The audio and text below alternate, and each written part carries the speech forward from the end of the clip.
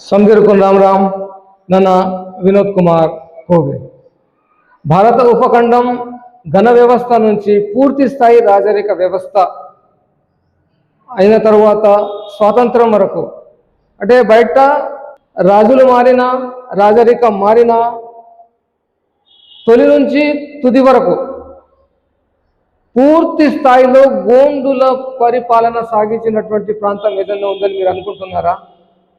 అవును, ఉంది. ఆ ప్రాంతమే మన ఉమ్మడి ఆదిలాబాదు జిల్లా. అయితే మిత్రులారా, ఈ ఉమ్మడి ఆదిలాబాద్ జిల్లాలో కొంత ప్రాంతము ఈ నిర్మల్, భైన్సా ఈ ప్రాంతం, ఈ ఖానాపూర్ ఈ ప్రాంతం అన్నటువంటిది కొద్దిగా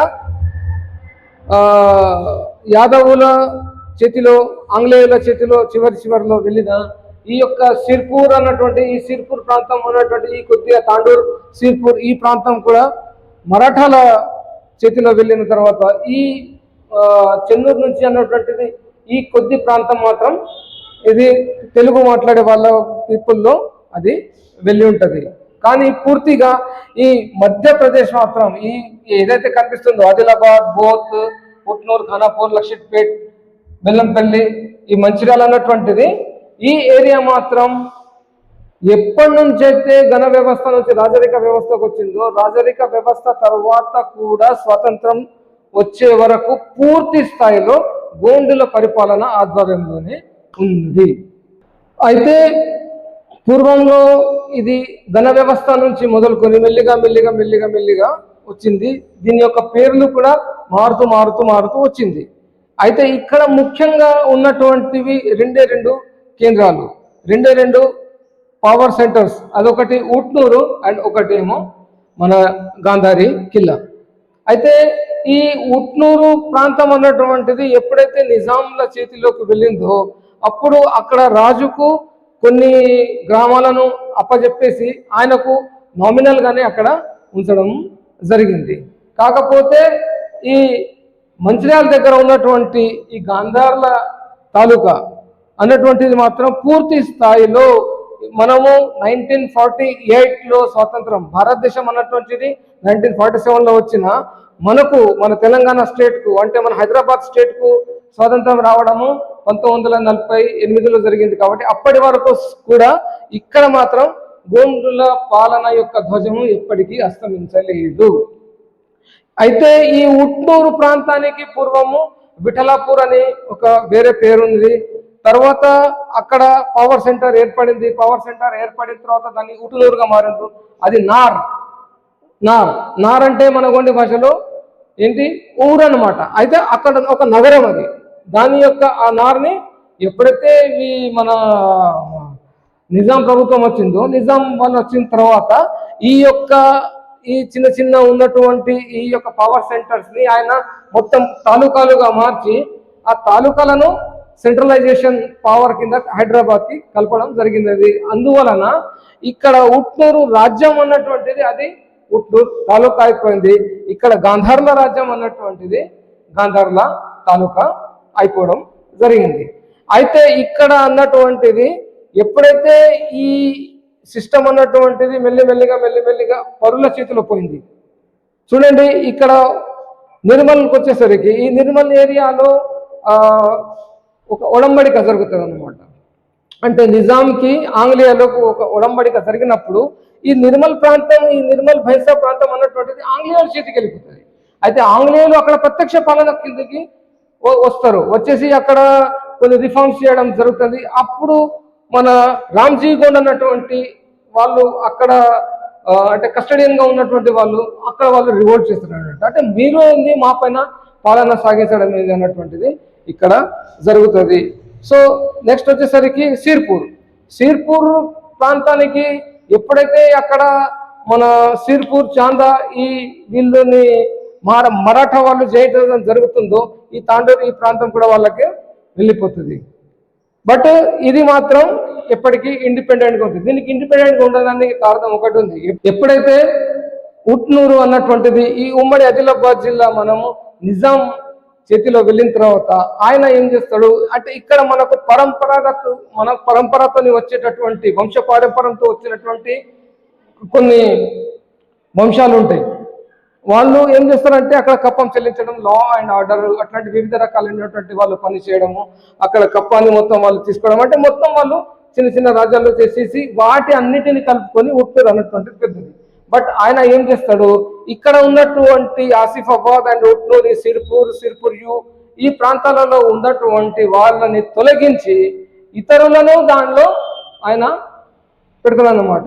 అంటే వీళ్ళని తొలగించి ఇతరులను పెడతాడు. అప్పుడు వీళ్ళు ఏం చేస్తారు, ఉన్న దానికంటే ఎక్కువ కప్పం వసూలు చేయడము, అధికారం చెలాయించడము, లా అండ్ ఆర్డర్ మెయింటెనెన్స్ అనుకోండి, దాని పేరు మీద అత్యాచారాలు చేయడము, ఆ విధమైనటువంటివి ఇక్కడ సంఘటనలు జరుగుతాయి. అప్పుడే జోడేఘాట్ లో కుమురం భీం యొక్క రివోల్ట్ అన్నటువంటిది, జోడేఘాట్ రివోల్ట్ అన్నటువంటిది ఇక్కడ జరుగుతాయి. దానికి ప్రముఖమైన కారణం ఏమంటే ఇక్కడ ఉన్నటువంటి రాజులు తీసుకెళ్లి ఓన్లీ లక్కరా, గంగనపేట ఆ చిన్న కొన్ని ఎకరాల భూమిని అప్పచెప్పి ఇక్కడ నువ్వు ఏమన్నా చేసుకో, ఇక్కడ కప్పం వసూలు చేసుకో, నువ్వు వేసుకొని పెట్టేసి తర్వాత టోటల్ ఈ ఏరియా మొత్తానికి, ఈ ఉట్నూరు రాజ్యానికి సంబంధించిన మొత్తం ఏరియాను ఆయన ఏం చేస్తాడు, ముస్లింలను అక్కడికి తీసుకొచ్చి వాళ్లకు పరిపాలనా బాధ్యతలు, తర్వాత ఈ కప్పం వసూలు చేసే బాధ్యతలు అందరినీ తీసివేసి ఆ ముస్లింలను అక్కడ అప్పచెప్తాడు. వాళ్ళు అక్కడ వచ్చిన తర్వాత ఊట్నూరు కానీ, నార్నూరు కానీ, జైనూరు కానీ, కిరామేరి కానీ, ఆసిఫాబాద్ కానీ ఈ ప్రాంతాలలో వారు భూస్వాములుగా అయిపోతారు. మన భూములు, మన పరంపరాగతమైనటువంటి భూములు, మన జంగల్ జమీన్ లాంటి మన భూములు అవన్నీ ఆటోమేటిక్గా వాళ్ళ చేతిలో వెళ్ళిపోతాయి. మన దగ్గర జస్ట్ ఏదో మనిషికి ఒక 10-20 ఆ ఎకరాల మట్టుకు మాత్రమే మిగిలిపోతుంది. ఆ వృక్ష సంపద అన్నటువంటిది టోటల్లీ ఆ వనరులు మొత్తం వాళ్ళ చేతిలోకి వెళ్ళిపోతాయి. అయితే ఇక్కడ ఇది జరిగినటువంటి ఈ అన్యాయాన్ని ఎదిరించడానికి కుమురం భీం ఒక 2-3 సార్లు వెళ్ళి నిజాంతో పాలించిన అతనితో కలిసి మాట్లాడినా కానీ అతని నుంచి ఏ విధమైనటువంటి స్పందన రాకపోవడం వలన ఆయన బస్తర్ వెళ్ళిపోయి అక్కడి నుంచి తర్ఫీదు తీసుకొని వచ్చి ఇక్కడ మంచి రెబెలియన్ చేస్తాడు. ఈ రెబెలియన్ జరిగిన తర్వాత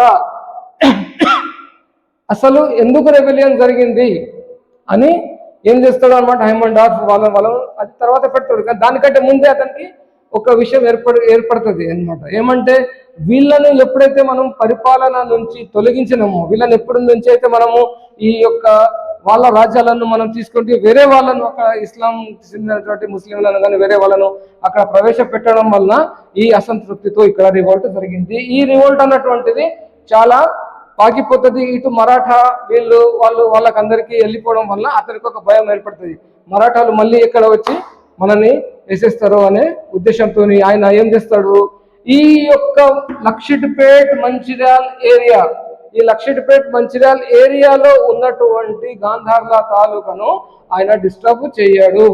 అక్కడ ఎవరైతే పరంపరాగతంగా ఎవరైతే లా అండ్ ఆర్డర్స్ అండ్ వివిధ రకాలైనటువంటి కార్యకలాపాలు సాగిస్తున్నారో వారికే ఆయన మన రాగి సనదులు అప్పచెప్పేసి ఈ పవర్ సెంటర్ని వాళ్ళ చేతిలోనే ఉంచుతాడన్నమాట. అంటే ఆ రాగి సనదులు కోవ వంశీయులైనటువంటి మొకాశీల చేతిలోనే ఉంటది, ఇక్కడ నుంచి పోదు. ఇక్కడ నుంచి పోకపోవడానికి కారణం ఈ యొక్క కోవ వంశీయుస్తులకు, అంటే ఈ గాంధార్ల తాలూకా, అంటే ఈ గాంధార్ల రాజ్యానికి ఇటువైపు ఉన్నటువంటి మరాఠా రాజ్యానికి కొద్దిగా అనుబంధం సంబంధం ఉంటది. ఇక్కడ ఈ కాగజ్ నగర్ ఈ ఏరియాలో సర్టన్ టైం వరకు మరాఠాలు చాలా మంది వస్తారు. అయితే వీరికి పూర్వంగా వాళ్ళతో కొన్ని సంబంధాలు ఉంటాయి. ఆ సంబంధాలు కూడా దీనికి ఒక ప్రముఖ కారణం మనము చెప్పుకోవచ్చు. ఎందుకంటే మన ఇక్కడ ఈ ఏరియాలో ఉన్నటువంటి ఇటు చెందూరు కానీ ఇటు లక్షట్పేట కానీ వీళ్ళు ప్రత్యక్షంగా మరాఠాలకు సర్దేశ్ముఖి అంటే కప్పము అట్లా చెల్లిస్తారు అనమాట. అంటే మన దాంట్లో మొకాషీలు ఎట్లానో అక్కడ వాళ్ళ దేశ్ముఖ్ అంటారు అనమాట. అయితే సర్దేశ్ముఖి ఆ చౌత్ అన్నటువంటి కప్పం మనము మన వాళ్ళే ఇక్కడ ఉన్నటువంటి కోవ వంశీయులు వసూలు చేసి ప్రత్యక్షంగా వాళ్లకు డైరెక్ట్ గా వాళ్ళే మరాఠా వాళ్లకు చెల్లిస్తుండడంతో ఆ యొక్క పరిచయాలను దృష్టిలో పెట్టుకుని ఎక్కడ మనం ఈ వీళ్ళని కూడా చేస్తే ఎక్కడ వాళ్ళు దాడి చేస్తారు. ఆల్రెడీ మరాఠాస్ హైదరాబాద్ పరిసర ప్రాంతాలలో విధ్వంసం సృష్టించేవారు. సో ఆ విధంగా భయపడి ఇంకా ఇక్కడ ఉట్నూరు ప్రాంతంలో జరిగినటువంటి యొక్క రివోల్ట్ని అక్కడ తిరుగుబాటును దృష్టిలో ఉంచుకొని ఈ యొక్క గాంధారీ కిల్లా సెంట్రల్ గా పరిపాలిస్తున్నటువంటి కోవ వంశీయులకు చెందినటువంటి గాంధార్ల తాలూకాను ఆయన డిస్టర్బ్ చేయడు. వాళ్లకు మరలా సనదులు వారి రాసిచ్చి అరే భయ్ మీది మీరు చేయండి అని ఇది చెప్తాడన్నమాట.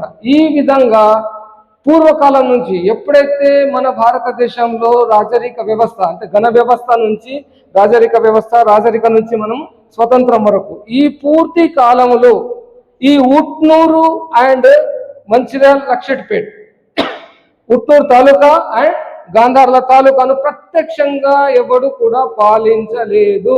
భూమి పుట్టినప్పటి నుంచి అనుకున్నా సరే. ఇది ఈ గోదావరి అనేటువంటిది మనకు మన యొక్క గోండుల వికాసానికి, మన గోండుల సంస్కృతికి అన్నిటికీ ఇది దండకారణ, ఇది ఫైనల్ ప్లేస్. ఇక్కడ నుంచే మనటువంటిది మనం పైకి వెళ్ళిపోతుంటాం అన్నమాట. అయితే భారతదేశంలో ఇది ఓన్లీ ఇవి రెండు మాత్రమే. అయితే ఈ ఉట్నూరు ప్రాంతానికి సంబంధించి కొద్దిగా ఆ రాజును ఒక జస్ట్ నామినల్ గా ఆయనకు ఒకటి కూర్చుండబెట్టేసి అక్కడ ప్రత్యక్షంగా తన చేతిలో తీసుకొని తన అనుయాయులను, తన ముస్లిం అనుయాయులను తీసుకొచ్చి అక్కడ ప్రవేశపెట్టి ఆయన అక్కడ లా అండ్ ఆర్డర్ అండ్ కప్పం వసూలు చేయడం అట్లాంటివి ఆయన ఇక్కడ ప్రత్యక్షంగా చేయడం జరిగింది. బట్ ఇక్కడ మాత్రము 100% ఎవరు కూడా ఇక్కడ ఏలు పెట్టలేదు. అయితే దీనికి సంబంధించినటువంటి చాలా హిస్టరీ మనకు ఉన్నాయి. మిత్రులారా, చరిత్రను కొద్దిగా చూసుకుంటే మగధ రాజ్యం తర్వాత మౌర్యుల కాలంలో మాత్రమే దక్షిణ భారతం వైపు వాళ్ళ యొక్క రాచరిక వ్యవస్థ అన్నటువంటిది వచ్చింది. అయితే బిందుసారుడు కానీ తర్వాత వచ్చిన వాళ్ళు ఎవరైనా ఉన్నా కానీ వాళ్ళు మధ్య భారతం వరకు మాత్రమే వచ్చారు. బట్ అశోకుని సమయంలో మాత్రం ఆయన దాదాపు దక్షిణ భారతం వరకు ఆయన చేరుకోవడం జరిగింది. అయితే ఆ సమయంలో కూడా ఇక్కడ అస్మక రాజ్యాలు అన్నటువంటివి కూడా ఉన్నప్పుడు కూడా ఇక్కడ మన యొక్క పూర్వీకులు మాత్రమే అదే మన క్లానల్ ఆటోనమస్ సిస్టమ్ అంటే మన యొక్క వంశ పారంపరంగా అక్కడ లోకల్ చీఫ్స్ ఎవరైతే ఉంటారో వాళ్ళు పరిపాలన సాగించారు. అంటే ఘన వ్యవస్థలోనే మన పరిపాలన అన్నటువంటిది సాగింది. అక్కడి నుంచి మొదలుకొని ఎవరు మౌర్యులు తర్వాత శాతవాహన తర్వాత వాకటకుల తర్వాత మన రాష్ట్రకూటుల తర్వాత కాకతీయుల తర్వాత ముసునూరి రోళ్ళ నాయకులు. ఈ ఎవరైతే వీళ్ళు వస్తూ పోయిరు మధ్యలో ముస్నూరి కంటే వాళ్ళు బహమని సుల్తాన్లు వస్తారు, తర్వాత ముస్నూరి నాయకులు రేచర్ల నాయకులు వస్తారు. రేచర్ల నాయకుల తర్వాత మన హైదరాబాద్ సంస్థానాన్ని పరిపాలించినటువంటి నిజాం వాళ్ళు అక్కడ రావడం జరుగుతుంది. ఈ మధ్యలో కుతుబ్ షాహీ వంశస్థులు వీళ్ళు చాలా మంది వస్తారు. ఎందరు వచ్చినా కానీ ఈ యొక్క ట్రెడిషనల్ సిస్టమ్ ని మాత్రం ఎవరు కూడా డిస్టర్బ్ చేయలేదు. ఇది మీరు అర్థం చేసుకోవాలి. ఎప్పుడైతే ఇక్కడ ఉన్నటువంటిది ఉట్నూరుకు సంబంధించినటువంటిది కోట స్థాపన జరుగుతుంది, తర్వాత వాళ్ళు సిర్పూర్ చాందా సంబంధించినటువంటి వాళ్ళ యొక్క మధ్యవర్తిత్వం వల్ల వాళ్ళు ఆత్రం అనుకుని వాళ్ళు ఒకటై సామంత రాజులుగా ఉంటారు. తర్వాత మళ్ళీ ఇక్కడ జలపతిరావు వచ్చేసరికి చాలా అవసరం లేదు మీది కొన్ని కారణాల వలన వాళ్ళు స్వతంత్రాన్ని ప్రకటించుకుంటారు. ఆ స్వతంత్రం ప్రకటించుకున్న తర్వాత కూడా వాళ్ళు కొద్ది రోజుల తర్వాత మళ్ళీ వాళ్ళు కాకతీయులతో కూడా తత్సంబంధాలు కొనసాగిస్తుంటారు. ఆ కాకతీయుల తత్సంబంధాలు కొనసాగించడానికి కారణం అన్నటువంటిది ఇక్కడ గాంధార్ల తాలూకాలో పరిపాలిస్తున్నటువంటి మన యొక్క గోండు రాజులే. వీళ్లకు మాత్రం అద్భుతమైనటువంటి సంబంధాలు కాకతీయులతో వాళ్ళు కలిగి ఉంటారు. ఇక్కడ ఉన్నటువంటి ఇప్పుడు ప్రజెంట్ ఉన్నటువంటి రామాలయం, ఉట్నూరులో ఉన్నటువంటి రామాలయం కూడా కాకతీయుల కాలంలో కట్టింది. అయితే కాకతీయులు ఆ టైంలో మనకు ఉన్నటువంటి సంబంధాల ప్రకారం అంటే వాళ్ళు మనకు ఒక మిలిటరీ బేస్ గా మాత్రమే ఉపయోగం చేయడం జరిగింది. అయితే వీళ్ళు ఉట్నూరు అన్నటువంటిది కొద్ది రోజులు సామంతంగా ఉండడం జరిగింది. తర్వాత ఇదేంటి మళ్ళీ నిజాం చేతిలో వెళ్ళేసరికి రాజరికం మొత్తం అయిపోయింది. బట్ ఇక్కడ లక్షట్పేట అండ్ మంచిర్యాల గాంధార్ల తాలూకా అన్నటువంటి ఒక వైవిధ్యంతో కూడుకున్నది. ఇక్కడ ఏదైతే గాంధారి కిల్లా అన్నటువంటిది ఉంటుందో అది పవర్ సెంటర్ కాదు, అది పూర్వకాలం నుంచి వస్తున్నటువంటి గోండుల ఆధ్యాత్మిక కేంద్రం. మీరు అక్కడ వెళ్ళి చూసిన తర్వాత అక్కడ మీరు యొక్క జాగ్రఫికల్ పరిస్థితి కానీ ఈ యొక్క దీని గురించి మీరు వాయు పురాణం కానీ, మత్స్య పురాణం కానీ, బ్రహ్మ పురాణం కానీ, ఏ పురాణం కానీ తెలిసి చూస్తే అక్కడ ఉన్నటువంటి జాగ్రఫికల్ యొక్క పరిస్థితి ఎట్లా ఉంది, అక్కడ దాని ప్రాముఖ్యత ఏముంది అన్నటువంటిది మీకు అక్కడ క్లియర్గా ఏర్పడుతుంది. ఇది గోదావరికి ఉత్తరాన ఒడ్డున ఉన్నటువంటి ఒక పర్వతం. అక్కడ చాలా దట్టమైన అడవులు ఉంటాయి, వివిధ రకాలైనటువంటి చెట్లు ఉంటాయి. దాని మధ్యలో అక్కడ మునులు ఋషులు తపస్సు చేయడానికి అనువైన స్థలము అని అక్కడ రాసింది. కావాలంటే మీరు మత్స్య పురాణం కానీ, వాయు పురాణం కానీ, బ్రహ్మ పురాణం కానీ ఈ పురాణాలు మీరు చూసుకోవచ్చు. దాంతో పాటు మన యొక్క గోండు లిటరేచర్, పురాతనమైనటువంటి గోండు లిటరేచర్ను కూడా మీరు చూసుకుంటే మన గాంధారి కిల్లా యొక్క అద్భుతమైనటువంటి వివరణ దాంట్లో కూడా ఉంది. దాంతోపాటు ఇక్కడ అర్థం చేసుకోవాలా, అర్థం ఏం చేసుకోవాలంటే ఇది గోదావరి,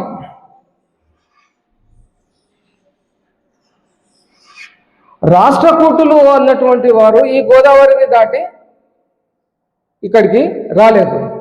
అంటే వాళ్ళు వచ్చి మన ఉట్నూరుకు ఈ లక్షటిపేటకు సంబంధించినటువంటి మన వాళ్ళను తీసేసి వెళ్ళిపోండిరా మీరు అని చెప్పేసి అక్కడ తను ప్రత్యక్షంగా సీటు మీద కూర్చుండి ఎవ్వడు పరిపాలించలేదు. ఒకటి రాష్ట్రకూటులు అయితే దాటలేదు. రాష్ట్రకూటులు ఎప్పుడైతే ఇక్కడ మన తెలంగాణ దేశం, త్రిలింగ దేశం అంటారు, అప్పుడు ఆ త్రిలింగ దేశంలో తెలంగాణలో వాళ్ళు పరిపాలిస్తున్న సమయంలో కాకతీయులు అన్నటువంటి వారు ఎవరైతే ఉన్నారో వారు అప్పుడు గణరాజ్యంగా ఉండే, అంటే రాష్ట్రకూటులకు సామంతంగా ఉండే. ఆ సమయంలోనే ఈ గాంధారులకు సంబంధించినటువంటి గాంధారి కిల్లకు సంబంధించిన రాజ్యం కూడా కాకతీయులకు సామంతం అని చెప్పలేము, వెజల్ స్టేట్ అని చెప్పలేము, ఒక ఒడంబడిక అని కూడా చెప్పలేము. ఒక వైవిధ్యంగా ఉన్నటువంటి ప్రాంతం, చిన్న ప్రాంతమే అయినా చాలా వైవిధ్యంగా ఉంది. ఎందుకంటే ఇట్లాంటి గోదావరి, ఇట్లాంటి ప్రాణహిత, ఇట్లా రాధవాగు, ఇట్లా డెట్రా అంటే అన్ని విధాలుగా ఇక్కడ ఇటువైపు ఉత్తర దట్టమైన అడవి ఈ విధంగా ఉన్నందువలన ఒకటి, దానితో పాటు వీళ్ళకు తత్సంబంధాలు కలిగి ఉండడం వల్ల ఒకటి సైనిక ఒడంబడిక, అంటే ఇదొక నార్థన్ ఫ్రంటైర్ గా వీళ్ళు దీన్ని ఉపయోగించడం జరిగింది. ఇక్కడ స్టాండింగ్ ఆర్మీ మాత్రమే ఉంది. ఈ గాంధారి కిల్లాలో ఏ విధమైనటువంటి అంతఃపురము కానీ ఏ విధమైనటువంటి లేదు. అక్కడ ఉన్నది రెండే రెండు, అంటే ఒకటి రక్షక దళం, ఇంకొకటి వచ్చేసి సేవాదళం. ఈ రెండు దళాలు మాత్రమే ఇక్కడ ఉన్నాయి. సేవ ఎవరికి చేయాలా, ఎవరైతే మన ఋషులు వాళ్ళు వీళ్ళు వచ్చి అక్కడ చర్చా గుస్తీ చేసి అక్కడ తపస్సు చేసుకోవడానికి ఉన్నటువంటి వాళ్లకు సపర్యలు చేయడానికి సేవాదళము, మరియు అక్కడ ఆ ప్రాంతాన్ని ఎలివేషన్ లో హైట్ టెస్ట్ ఉన్నటువంటి ప్రాంతాన్ని అక్కడ స్టాండింగ్ ఆర్మీ, అంటే ఒక చిన్న రాజ్యానికి ఎంతైతే అవసరమో అట్లాంటి స్టాండింగ్ ఆర్మీ ఇక్కడ ఉండడం జరిగింది. అయితే ఈ ఆర్మీ అన్నటువంటిది పూర్తిగా గోండు వాళ్ళతో కూడా లేదు. ఇక్కడ గోండు వాళ్ళతో పాటు వివిధ రకాలైనటువంటి వాళ్ళు కూడా ఇక్కడ స్టాండింగ్ ఆర్మీ లాగా ఉండేవాళ్ళు. అయితే మన గోండ్స్లకు సంబంధించినటువంటి మంచి వీరులు, యోధులు, ధోరులు వాళ్ళు కాకతీయుల ఆర్మీలో కూడా చాలా సేవలు అందించారు. అది రాతపూర్వకంగా ఇప్పటికీ కూడా ఉంది. దీనికి తోడు ఈ యొక్క కాకతీయ రాజ్యం అన్నటువంటిది ఎప్పుడైతే చివరి దశకు వస్తుందో, ఎప్పుడైతే బహుమంది రాజుల ద్వారా ఒత్తిడి గురి అక్కడ ప్రతాపరుద్రుడు రెండవ అన్నటువంటి అతను ఇక్కడ రాజ్యాన్ని తొలగించబడతాడు. ఆ టైంలో ప్రతాపరుద్రుని యొక్క తమ్ముడు అయినటువంటి దేవుణ్ణి పట్టుకుని వాళ్ళు బస్తర్ తీసుకెళ్లడంలో కూడా ఇక్కడ ప్రముఖ పాత్ర పోషించడంలో ఇది ఉంది. ఇక్కడ ఎవరో రాజు వచ్చిండు ఏమో చేసిండు అన్నటువంటిది ఇక్కడ సమస్య. అయితే మా వాళ్లకు, అంటే మన వాళ్లకు సంబంధించి ఏదైతే వాళ్ళ నివాస ప్రాంతాలు ఉన్నాయో అది గాంధారి కిల్లాకు చాలా పెద్దటువంటి అది కోట, చాలా పెద్ద పర్వత ప్రాంతాలలో గుహలు, లోయలు అన్ని ఉండే.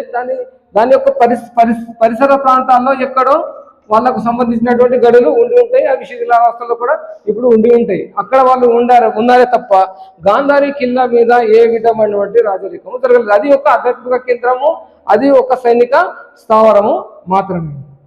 అయితే ఇక్కడ ఏ రాజు రాలేదు, రాజు భార్యలు లేరు, ఉంపుడు కత్తెలు లేరు, దాసులు లేరు, దాసినీళ్ళు లేరు, ఎవరు లేరు. అట్లాంటివి ఇక్కడ ఏ విధమైనటువంటి సంబంధము లేదు. అక్కడ జోగినీలు కానీ, దాసినీలు కానీ, దాసులు కానీ, ఉంపుడు కత్తెలు కానీ, రాజులు కానీ, రాణులు కానీ అట్లాంటి ఫాల్తు పనులు ఇక్కడ జరగలేదు. ఇది ఒక ఆధ్యాత్మిక ప్రాంతం మాత్రమే. मेरठ जरासी विचार किया ना मसम्मल अव्वाना प्रतिष्ठान भान मनांता आगा बोरबर मनांतेर बदल किसेर मनांतेर अद मीर जरासी विचार किया ना आगा ఈతంग తాకంతాంకి దాసినులు దాసులు జోగినీలు ఉంపుడు కత్తెలు రాణులు రాజులు ఆతంగ్ మనంతంగా आगा संधि मंदो मेरठ विचार किया ना इद मावा सांस्कृतिक केंद्र मंदु ಈಗ ಬೋರ್ಗಿರೆ ವಾಯ್ಮಾಗಿ ಬೋರ್గిರೆ బతగిరే ఆగా తుమ్మగి మరాఠే మత్తోడు బట్టి ఈ యొక్క ప్రాంతాలలో బయట ప్రాంతాలలో నివాసం ఉన్నాము ఆ దాన్ని పవిత్రంగానే ఉంచుతాము మసమ్మల్ అవ్వన ప్రతిష్టాంతగా మరట్ బహన్ నేకితమల్ అంటారు అది మీకు కరేమాయన మీరు డబ్బు బాంధండి కరేమాయన ఇది అన్నటువంటిది మన యొక్క ఆధ్యాత్మిక కేంద్రం ఆ ఆధ్యాత్మిక కేంద్రంతో పాటు అది ఒక పూర్తి స్థాయి సైనిక స్థావరం ఒక చిన్న రాజ్యానికి ఉండాల్సినటువంటి ప్రతి క్యాలవరీ ఇక్కడ ఉండడం జరిగింది ఇంకా దీనిపైన అంటే ఊట్నూరు ప్రాంతానికి సంబంధించినటువంటి ఏ విధమైనటువంటి మార్పులు వస్తూ చివరిలో ఏమైంది ఈ గాంధారి కిల్లకు అన్నటువంటి అంటే గాంధార్ల తాలూకాకు సంబంధించి రాజరికంలో ఏ విధమైనటువంటి మార్పులు వచ్చినాయి కాకతీయులకు మనకు ఏం సంబంధం ఉంది రాష్ట్రకూటులకు మనకు ఏం సంబంధం ఉంది ముస్లిం నాయకులకు మనకి పద్మనాయకులకు మనకు ఏం సంబంధం ఉంది అక్కడ ఏ విధమైనటువంటి ఎవరెవరు ఈ కోటలను ఏమేమి చేశారు ఎటెట ప్రతిష్ఠాపించారు అన్నటువంటి పూర్తి స్థాయి వివరాలు మీకు దశల వారీగా అందిస్తాను అంతవరకు సెలవు నమస్కారం